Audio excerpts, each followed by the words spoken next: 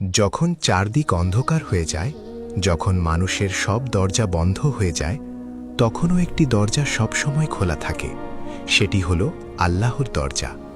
আজ শুনব এমন এক গল্প যেখানে ভরসা বদলে দিয়েছিল পুরো জীবন। ছোট্ট একটি গ্রামে বাস করত এক যুবক, নাম তার ইয়াসিন। সে খুব সাধারণ পরিবার থেকে উঠে আসা একজন মানুষ। বাবা ছিলেন একজন দিনমজুর, মা অসুস্থ। সংসারে দারিদ্র্য, কষ্ট, অভাব সবই ছিল নিত্যসঙ্গী। কিন্তু ইয়াসিনের একটি জিনিস ছিল যা অনেক ধনীর কাছেও ছিল না। তার ছিল আল্লাহর ওপর অটল ভরসা। সে ছোটবেলা থেকেই শুনত মসজিদের ইমামের কথা। তাওয়াক্কুল মানে বসে থাকা নয়, তাওয়াক্কুল মানে চেষ্টা করা এবং ফল আল্লাহর ওপর ছেড়ে দেওয়া।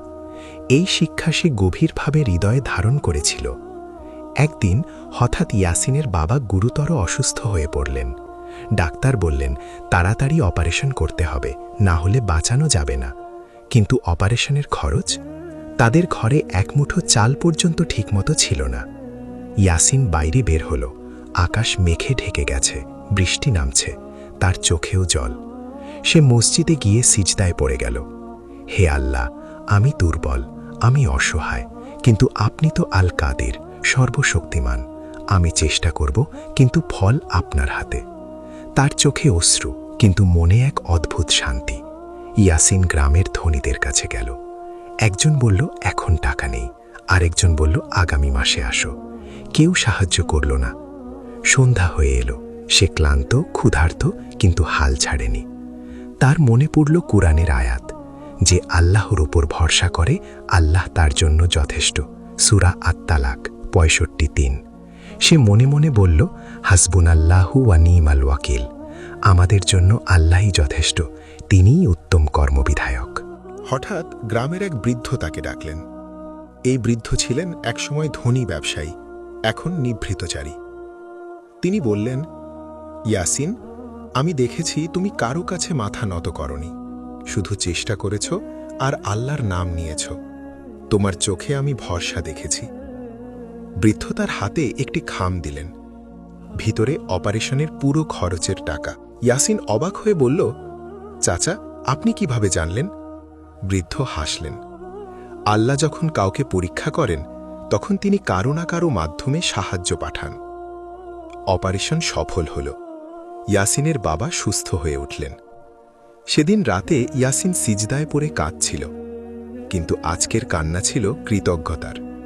সে বুঝে গেল, ভরসা মানে অলৌকিক কিছু চাওয়া নয়, ভরসা মানে আল্লাহর পরিকল্পনায় বিশ্বাস রাখা। কয়েক বছর পর ইয়াসিন শহরে একটি ছোট ব্যবসা শুরু করল। প্রথম দিকে ব্যবসা ভালো চলছিল, কিন্তু হঠাৎ আগুন লেগে সব পুড়ে গেল। লোকজন বলল, এত নামাজ পড়ে লাভ কি হলো? এখন বুঝবে বাস্তবতা। ইয়াসিন শুধু বলল, আল্লাহ যা করেন ভালো জন্যই করেন। তার চোখে জল ছিল, কিন্তু অন্তরে দৃঢ়তা। সে আবার শুরু করল, শূন্য থেকে। কয়েক মাস পর এক বড় কোম্পানি তার সততা দেখে তাকে বড় কাজের দায়িত্ব দিল। তার ব্যবসা আগের চেয়েও বড় হয়ে গেল। একদিন সে গ্রামের মসজিদে দান করল, একটি ছোট হাসপাতালও বানাল বাবার নামে। লোকজন তাকে জিজ্ঞেস করল, তুমি কখনো ভেঙে পড়নি? সে বলল, আমি পড়েছিলাম, কিন্তু সিজদায় পড়েছিলাম, হতাশায় নয়।